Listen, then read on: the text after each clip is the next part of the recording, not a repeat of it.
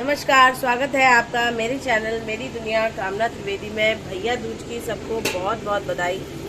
आज मैं बता रही हूँ कि आज सुबह सुबह मेरी रसोई में क्या बन रहा है। मेरी रसोई में बन रहा है भाप का पानी चला गया तेल में। बड़े की तैयारी हो रही है और कद्दू की सब्जी बन रही है। कद्दू की सब्जी जिसमें कि जीरा, हींग, लाल खड़ी मिर्च और हल्दी पाउडर, धनिया पाउडर और नमक स्वाद अनुसार ये डला है। सरसों तेल में हमने इसका चौका लगाया। कद्दू बहुत ही नरम बारीक सा काटा, मतलब बहुत बारीक भी नहीं बहुत मोटा भी नहीं, इसका बीच का हिस्सा हटा लिया और उसको छोंक दिया। अब ये कद्दू की तैयारी करीब करीब हमारी पूरी हो चुकी है। देखिए नीचे से सिम में हमें पकाना है। साथ साथ मैंने सुबह ही मूंग दाल और उड़द दाल को भिगा दिया था और भिगा करके उसको मैंने फुला लिया। अब आज मुझे बड़े बनाने हैं शगुन के, इसलिए क्योंकि भैया दूज है। अपने भाई के शगुन के लिए और अपने घर के परिवार के जितने मेरे भाई बंधु हैं उन सबकी शुभकामना के लिए मैं भैया दूज की तैयारी कर रही हूँ। तो उसमें हमारे यहाँ उत्तराखंड में क्या होता है कि पूरी पकवान ज़रूर तो बनते ही बनते हैं और बड़े ही ज़रूर बनते हैं। तो बड़े मैंने उड़द और मूंग दाल की जो भिगाई थी उसको मैंने ब्लेंडर की सहायता से पीस लिया। पानी नहीं होना चाहिए, पानी हटा दीजिएगा। साथ ही साथ आपने ये जो कद्दू भी बन रहा है और पूरी का आटा भी मैंने नहीं लगाया है, वो लगाऊंगी।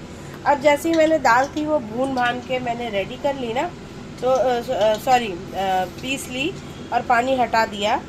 तो उसके बाद मैंने उसमें डाल दिया है हींग, धनिया पाउडर, लाल मिर्च पाउडर, आप देख पा रहे होंगे ये है हरा धनिया और हरी मिर्च काट के, और ये डली है कसूरी मेथी।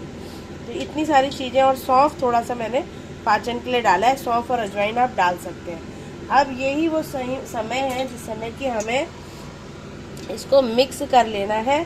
विस्कर या चम्मच की सहायता से ये सारे मसाले हम इसमें बढ़िया से फेंट देंगे। देख रहे हैं कितनी गाढ़ी कंसिस्टेंसी है, इतनी ही गाढ़ी कंसिस्टेंसी होनी चाहिए। नमक सबसे एंड में डालना है क्योंकि नमक से पानी छूटेगा और पेस्ट, अगर बैटर आप जब तक तेल गरम करेंगे ना, तैयारी करेंगे, न्यू कुक्स न्यू लर्नर्स के लिए एडवाइस है, तब तक क्या होगा ये गीला हो जाएगा बहुत ज़्यादा और बड़े उतने अच्छे नहीं बनेंगे, गीले गीले एकदम वो फैल जाएंगे। तो इसलिए आपको लास्ट में नमक मिलाना है और इस स्टेज में इसको खूब अच्छे से एक ही डायरेक्शन में 5-10 मिनट फेंट के इसको हल्का कर लेना है। जितना आप फेंटेंगे उतना जालीदार बड़े बन के तैयार होंगे।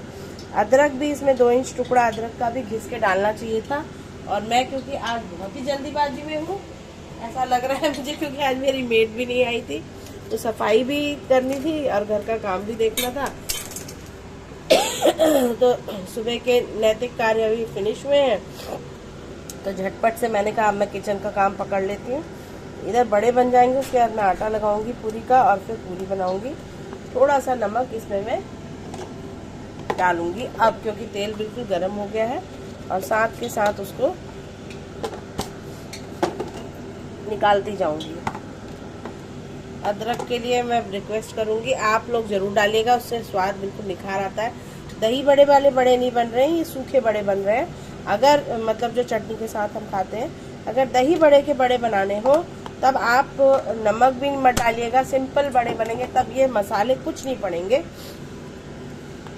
शगुन के लिए थोड़ी सी हल्दी आप डाल दीजिएंगे, नमक चुटकी भर डालना होता है उस समय में, और ये धनिया पत्ता, मिर्चा, लाल मिर्च, धनिया पाउडर कुछ भी नहीं डालना होता उस समय में जब आप दही बड़े बनाते हैं। दही बड़े बनाने के लिए पीसना इसी तरह से होगा, बड़े को भिगाना वैसे ही होगा। मूंग दाल डालने से क्या होगा, जो गैसियस मतलब गैस की फॉर्मेशन हो जाती है जिन जिन लोगों को उड़द से, जो कि मुझे तो इशू है, तो मैं उड़द को हमेशा प्लेन उड़द नहीं भिगाती हूँ। सफ़ेद वाली छिलका उड़द हटा नहीं लेनी है, प्लेन उड़द लेनी है जो वाइट कलर की होती है छिलका हटा के। तो मैं पीली वाली मूंग की दाल भी साथ में मिक्स कर देती हूँ ताकि गैस फॉर्मेशन ना हो। अच्छा, इसके हम चीले भी बना सकते हैं, बड़े भी बना सकते हैं, और इसी बैटर से ब्रेड पकोड़े या मूंगलेट भी बना सकते हैं। दाल के पकोड़े मतलब ब्रेड पकोड़े भी बना सकते हैं। इतनी चीज़ें हमारी तैयार हो सकती है, ये मैं एक आइडिया आपको दे रही हूँ। तो अब चलते हैं हम अपनी किचन की ओर। और किचन की तैयारी के लिए हमें चाहिए अपना छन्ना, जिसकी सहायता से हम इसे छानेंगे, और 1 स्पून हाथ की सहायता से भी आप बड़े डाल सकते हैं। नमक आपने देख लिया, मैंने बिल्कुल एंड में डाला। यही करना है। और थोड़ा डिस्टेंस बना करके देखिए, गैस से तेल के साथ छींटे आने की संभावना बनती है। तो अब श्री गणेशाय नमः करते हैं और पहला भाग गाय और गणेश जी का और पितरों का, इनको अर्पित करेंगे। हम निकालेंगे इनके नाम का हिस्सा, और ये मैंने कढ़ाई चढ़ा दी है। तो भैया दूज की आपको बहुत बहुत बधाई। बड़ों का आकार आपके ऊपर है, आप बड़े बनाना चाहते हैं, छेद वाले बनाना चाहते हैं। हमारे यहाँ जब बरसी होती है ना, जब डेथ हुई होती है किसी की, साल भर छेद वाले बड़े हम लोगों के यहाँ नहीं बनते हैं तब तक, जब तक कि बरसी ना हो जाए। तो इसलिए मैं छेद वाले नहीं बना रही हूँ। और मसाले आप देख चुके मैं क्या क्या डाल चुकी। अब इनको मैं आँच हल्की मैंने कर ली है और अब मैं सेक रही हूँ। अब मैं फटाफट से आँच को तेज कर दूंगी। बहुत तेज आँच होगी तो जल जाएंगे और अंदर से कच्चे रह जाएंगे। गोल्डन ब्राउन कलर होने तक उनको भूनना है। गला खराब है, खांसी जुकाम बुखार है, स्पॉन्डिलाइटिस भी हो रहा है, क्योंकि दिवाली की सफाई जोर शोर से जितनी हो पाई उतनी करी मैंने। ज़्यादा तो मैं नहीं कर पा रही, जब से मुझे स्पॉन्डिलाइटिस का बहुत ज़्यादा इशू हो गया है, साइटी का भी पेन आ रहा है। तो लेबर की सहायता से भी काम करवाया गया घर में, अपना भी करा, कई चीज़ें खुद ही करनी होती हैं। तो समझिए बस उतने में ही हाल बेहाल हो गया। और पॉल्यूशन का स्तर तो इस बुरी तरह है दिल्ली एनसीआर में कि हर कोई खराश रहा है, आँख में इरिटेशन है, भारीपन है सांस लेने में। दिवाली से पहले ही हवा एयर क्वालिटी इंडेक्स बहुत ख़राब था दिल्ली एनसीआर का, और दिवाली के बाद तो मत पूछिए। समझिए सांस लेना बहुत बहुत दुभर हो रहा है। हम ये सोच रहे हैं कि जो आगे आने वाले बच्चे हैं उनको भविष्य में, जो हुए भी नहीं, उन्हें सांस लेने के लिए कितनी तकलीफ़ें होंगी।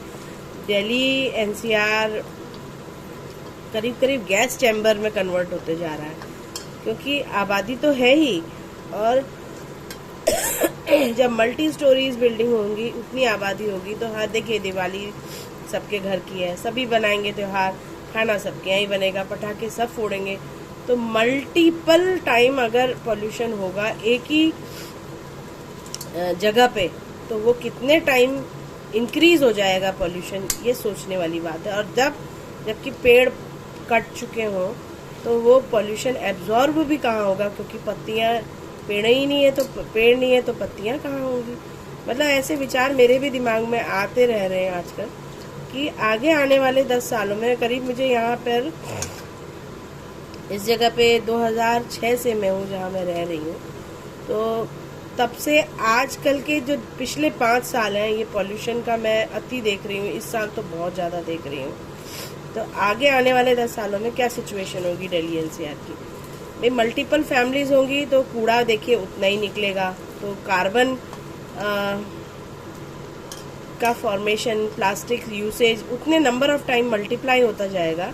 ऐसा मतलब मेरे दिमाग में आता है, कभी कभी हो सकता है मैं गलत सोचती हूँ, पर मैं देखती हूँ कि छोटे शहरों में, कस्बों में, जहाँ सिंगल अपार्टमेंट्स हैं या 2 या 3 मंजिल के घर हैं, वहाँ उतना प्रदूषण का स्तर नहीं होता है। मल्टीपल स्टोरीज में फ़ायदा बहुत है सोसाइटीज़ में रहने का, लेकिन एक ही जगह पे concentrated use of energy and carbon की वजह से देखिए आप कितना मास स्केल पे प्रदूषण बढ़ गया है। दिल्ली में बचपन से ही मेरा आना जाना रहा है, तो तब आबो हवा का दौर कुछ और ही था, जब मैं 7th 8th के टाइम पे विज़िट किया करती थी अपने मामा जी के घर में। आज मैं सोचती हूँ उस बात को, प्रॉपर दिल्ली, लाजपत नगर, रोहिणी और ये सारे एरियाज़ में। तो आज मैं जब कंपेयर करती हूँ अपने बचपन को अपने बच्चों के बचपन से, तो मैं पाती हूँ कि आने वाला भविष्य दिल्ली एनसीआर में, तो जहाँ तक देख रही हूँ, प्रदूषण की वजह से तो बड़ी समस्याएं लगने वाली है, लग रहा है। जबकि अभी हम मल्टीपल स्टोरी अपार्टमेंट में नहीं है, और जो पटाखे फूटे हैं गली में परसों, और हवा में चारों तरफ की जो आसपास अपार्टमेंट्स और चीजें हैं, हर जगह पटाखे। भाई दिवाली है तो होगा ही, है ना।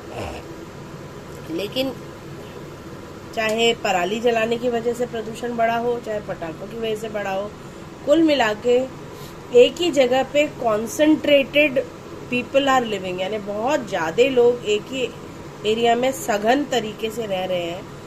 और रोजमर्रा का जीवनचर्या उन सभी को पूरी करनी है, क्योंकि जीवन है तो जीवनचर्या तो चलेगी। और पेड़ जो हैं वो कट गए, जो हमारे दोस्त हैं, पेड़ हमारे दोस्त हैं, ये आज सब लोग अनुभव कर पा रहे होंगे। इस हवा से मैं ये चीज़ तो अनुभव कर पा रही हूँ कि पेड़ों का होना कितना ज़रूरी है। तो एक एक पेड़ आज भैया दूज पे जहाँ भी आप हो, जहाँ भी आसपास आपका पार्क हो, एक एक फलदार वृक्ष या फिर बड़ा वृक्ष जरूर रोपें और उसको संभाल कर रखें, उसको अच्छे से पालें, मतलब पानी, खाद, उसको समय पर दवा पेड़ को दीजिएगा।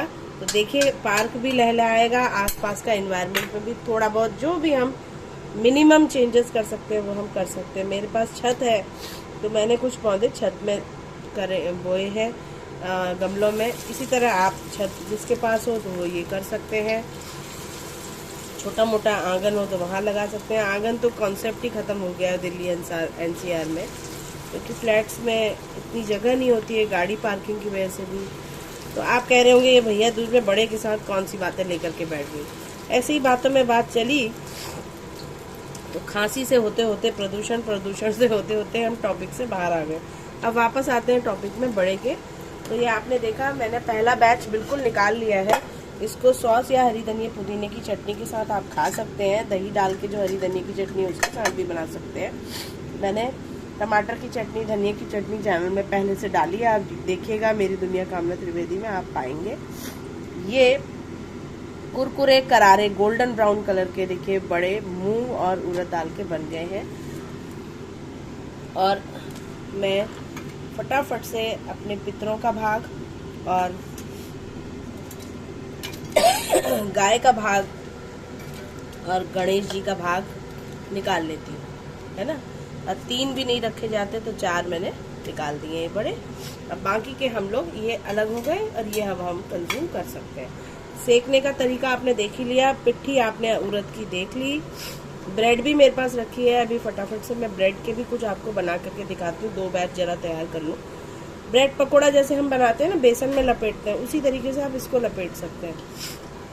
तो ये अपने आप में एक चेंज हो जाएगा, बच्चों को दिखेगा और बच्चे बड़े इंटरेस्ट से खाते हैं ऐसी चीज़ें अगर आप उनको मिला जुला करके, मतलब फ्यूजन इफेक्ट बना करके देते हैं तो आप देखेंगे कि कितना ज़्यादा बच्चे तो अप्रिशिएट करेंगे, बड़े भी करेंगे और थाली सफा चट हो जाएगी कुछ ही समय में।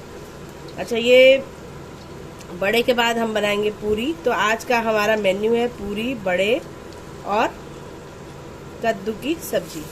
कद्दू की सब्जी पूरी डन है, बन के तैयार हो चुकी है।